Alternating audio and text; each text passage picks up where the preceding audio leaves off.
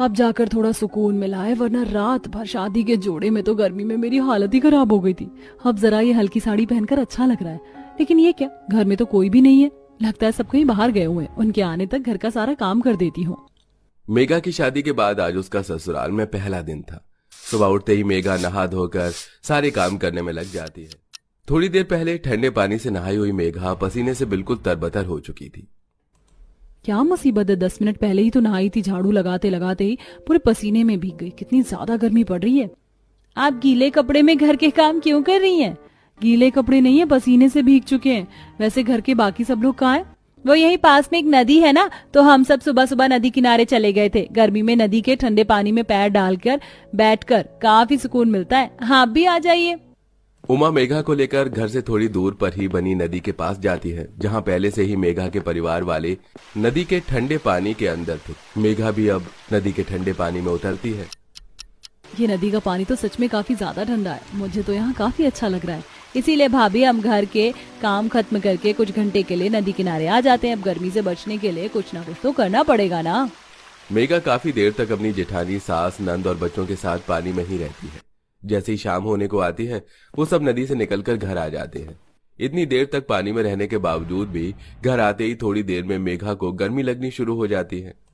माँ जी, इतनी देर नदी में रहने के बावजूद भी शरीर आग की तरह भपक रहा है। मेरा मन कर रहा है कि दोबारा नदी के पानी में चली जाऊं। यहाँ तो बिजली भी इतनी जाती रहती है। बहू, जब से गर्मी का मौसम शुरू हुआ है, जब से हम सबका यही हाल है। वो तो भगवान का शुक्र है कि घर के पास ही नदी है, वरना भगवान ही जाने गर्मी से तो क्या हाल होता है हमारा। मेघा और उसके ससुराल वाले रात भर गर्मी में ठीक से सो नहीं पाती। अगले दिन होते ही मेघा सभी के साथ फिर से नदी के ठंडे ठंडे पानी में चली जाती है। ऐसे ही कुछ दिन गुजर जाते हैं। अब अक्सर मेघा ससुराल वालों के साथ नदी के ठंडे पानी में ही गुजारती थी। चलो, सब शाम होने को आइए, घर जाकर खाना भी बनाना है। माँ जी, कितना अच्छा होता ना कि हम लोग इस नदी के पानी से बाहर ही नहीं निकलते, पूरा दिन नदी के पानी में ही रहते। जैसे इस नदी के अंदर तैर रही मछलियाँ पूरा दिन पानी में रहती है ना भाभी।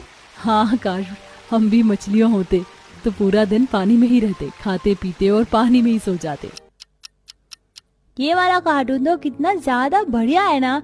हाँ देखो, ये वाला तो पूरा दिन पानी के अंदर ही रहता है। हाँ, सांस लेने के लिए इसने एक लकड़ी को ही पाइप बना लिया है। पानी में बैठे बैठे पाइप की मदद से सांस लेते हैं।